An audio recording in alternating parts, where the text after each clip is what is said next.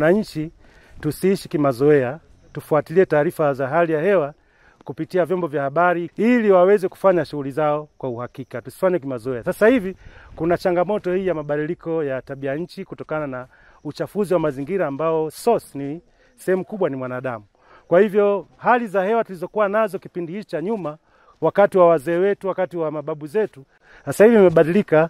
Kwa maana hiyo tusiishi kwa mazoea kwamba zamani tulikuwa tukiona labda ndege au tukiona vitu fulani kwamba hali ya hewa itakuwa hivi. Sasa hivi tufuatilie taarifa za leo kutokana na mabadiliko ambayo yapo ili tuweze kufanya shughuli zetu kwa tija. Ninyi kama wataalamu wa kilimo, utabiri huu ni utabiri mama ambao huwa unawasaidia kuweza kumshauri huyu mkulima alime. Je, alime atumie mbegu gani?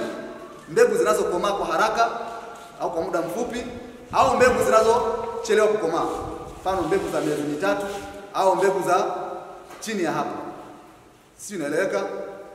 Hii inatokana na mvua utakayokuwa umeambiwa. Ukiambiwa mvua itakuwa nyingi, maana yake hatutegemei ulime mazao yanayokomaa haraka. Janet Lota Matias ni Vice President wa Chuo cha Matitumbi. Kiukweli tunafuraha sana kwa wageni kufika leo katika siku hii ya hali ya hewa. Tumefurahi sana kwa sababu tulikuwa hatuna uelewa wa mambo mengi sana kuhusu masuala ya hali ya hewa, hususan kwa sisi ni vijana ambao tunasomea kilimo, maofisa ugani. Kwa hiyo tunashukuru sana, mambo mengi sana tulikuwa tukiyasikia tu na labda kuambiwa, lakini baada ya hawa waheshimiwa kufika leo na kutuelimisha, kiukweli tumepata maarifa makubwa sana ambayo yataenda kutusaidia hata hapa tukimaliza chuoni, na hasa kwa wakulima, kuwaelimisha wakulima na jinsi ya kujua hali ya hewa ipoje.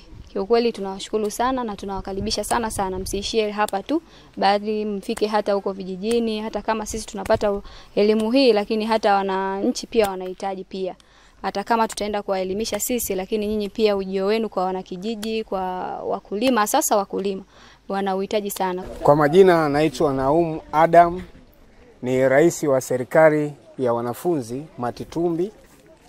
Kwa sababu elimu ya hali ya hewa moja kwa moja inahusisha kilimo. Kwa maana yake tukishazungumza hali ya hewa tunazungumza kilimo, tunazungumza maisha.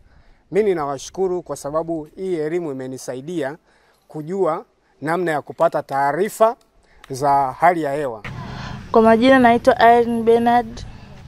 Kuhusu elimu aliyotoa inaweza kunisaidia sana sisi kama maafisa kilimo. Itatusaidia kuangalia hali ya hewa tukiwa tunataka kulima au tukiwa tunatoa elimu kwa wakulima. Kwa jina naitwa Yusuf Said Songoi. Elimu ya TMA kwetu sisi maafisa kilimo inaturahisishia kazi nyingi na pia inasaidia katika uendeshaji wa shughuli za kilimo. Na moja kabisa inaanzia pale ambapo tunapata taarifa za msimu. Kwa majina naitwa Zainabu Salum. Tunashukuru sana kwa ujumbe na elimu ambayo ametupatia, ambayo inaweza kutusaidia kuwashauri wakulima katika kuendesha na kushughuli zote za kilimo. Kwa majina naitwa Filipo Simon Mmoja.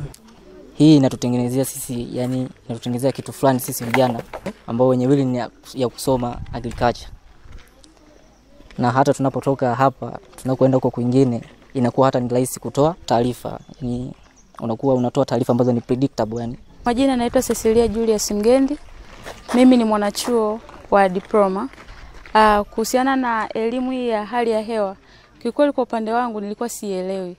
Lakini napenda kuwashukuru wataalamu wa hali ya hewa kuja kututolea elimu hii ambayo sisi kama maafisa kilimo baada ya kuhitimu hapa tunapokwenda vijijini kwa ajili ya kuwaelimisha wakulima, itatusaidia namna gani ya kuwaelekeza wakulima hata wanapotuuliza masuala ya hali ya hewa, kwa sababu kilimo kinategemeana na hali ya hewa.